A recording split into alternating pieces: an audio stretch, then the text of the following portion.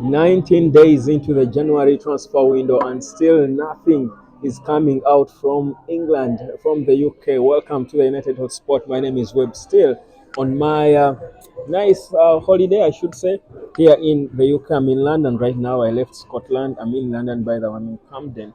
It's a small, simple place in the UK. It's not so far from Arsenal, by the way. Our rivals. They've got some community stadiums around here, by the way. So I'm just here to grab some local food. Yeah, I'm here for food.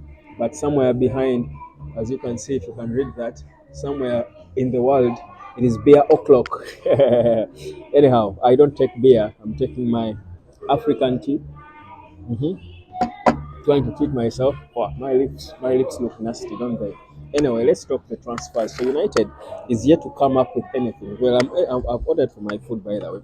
I'm waiting for it. So this shows me when the food is ready to buzz, and I'll know it's my order that's ready. But anyway, let's talk Man United and transfers. So United is yet to seal any signing in this January, and not that we are all surprised. I mean, it's what we expected. But here's the thing: the summer is perhaps going to be so busy for Manchester United. Now, Mason Greenwood, it's real that Mason Greenwood could actually return at Manchester United together with Michael Olise joining. Now, it is serious that Manchester United do consider Aaron Wan-Bissaka as surplus to requirements, and I was talking to people who are saying that the talks have already started between Man United and Crystal Palace for the possibility of loaning, him back, rather not loaning him, a swap deal that would see us have Michael Olise pay some money and bring send Wan-Bissaka back to Crystal Palace in the summer. Now, apparently, Sir Jim Ratcliffe wants Michael Olise to be a top signing, a marquee signing. I mean, every owner who comes into a club, everyone who is in charge of football, will want to make the first thing you do is to bring in signings, to make marquee signings. If you can go back to the years of Laporta and how he came over at Barcelona back then when they were making that dream team that had that had Ronaldinho. The first time was made by Ronaldinho, Perez, signing the likes of Zinedine Zidane and David Beckham. I mean, these are things that mark you in football. It's the signings you make and the players you're able to attract to a club, because anyway, they're the ones who make your project make sense.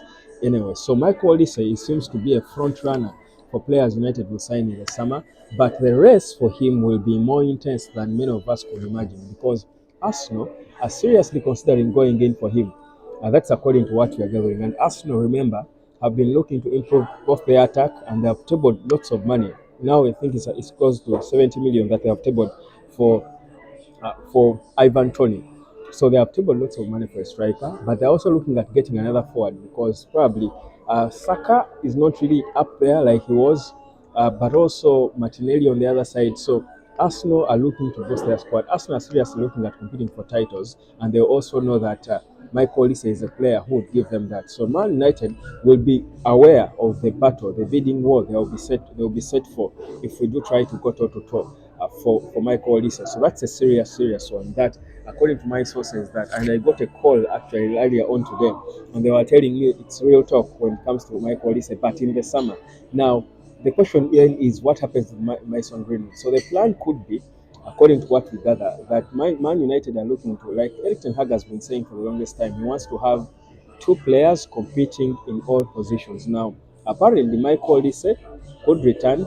Sir Jim Ratcliffe has not yet ruled out the possibility of bringing back Mason Greenwood, so they are thinking having Olise and Greenwood competing toe to toe on that right wing, which I think would be a world class attack for Manchester United. It would also give the manager a good headache to try and see what exactly he can do with such players. If you got two of such great attackers, certainly Rasmus Hojlund will be spoiled for assists, really, for balls to convert. So it's a serious thing, guys. Mason Greenwood, it's real, it's possible that Greenwood can return. I think time, as you know what they say about time. The thing about Greenwood's situation is that I think all we need is time for us to see. I mean, time always comes things. I mean, time cools people. If people are mad at some point, time will always cool them.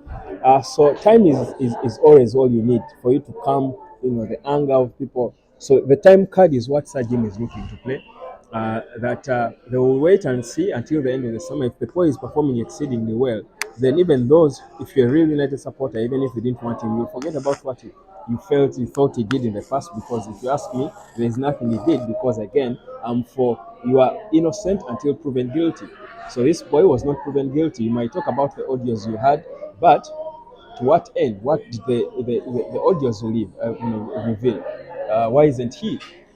Why didn't he, serve a punishment if what he did was that bad? So, Sajim seems to be open, and I love to hear that. He seems to be more transparent. He's willing. I think when that confirmation is done, and it is confirmed that Sajim is going to come and take over football matters, like already we know he is, but of course the confirmation is what is pending for us to be seeing press conferences and what have you. So when that is done, he's open to discussing. Oh, this cup looks like a Ugandan a mug. The mug looks Ugandan, so Ugandan, doesn't it? But anyway, so he has made it clear that he's open to the idea, and for me that's what I love. My order is ready, so you see it's buzzing. So my order is ready. I'll go get it, guys. I'll go get my order. And yeah, so Sajim seems to be open about that, and for me, that's what I love. I wanted to hear. That's what I have been wanting to hear. So it's a good thing. You can guess what I ordered for. Yeah, fish and chips plus some. Yeah, I don't know what that is, but yeah, doesn't matter. So the fact that Sajim is open to the idea of Marcus rather Mason Greenwood. Did I call him Marcus Rashford? Mason Greenwood returning for me is good enough for us, and I feel that should give us hope going forward. So that's why we are. But in the in the in this January, expect nothing. Martial could stay, as it looks. What Eric Ten Hag is doing right now is training players individually to try and see how better they can be, and try to push for as far as we can go till the end of the season. The reality for me is this squad is probably not as bad. We're only lacking, of course, a few good players, important players here and there. Bring in Casemiro to play with Mason, to play with Kobe Maino. Bring Mason Greenwood back. Have a backup striker for Hoyland. I think we can be decent. So even in the summer, yes, we could be busy, but not signing so many players, but busy recruiting expensive players who are important, players who we hope will make a significant impact, at least with a proper direction of where we want to go. The issue we've had for the longest time is the lack of direction. We've lacked the direction of where we have always wanted to go. We've been playing without direction, but that has been solved. So with that, yeah, that's why people were asking me about the Greenwood situation, and it's part of why I'm here, trying to hear from people what exactly is going on with Greenwood and this whole Sajim and all. What's his plan for Mason Greenwood and his return? Guys, let me enjoy my lunch, and let me catch you later. My name is Webb. Peace.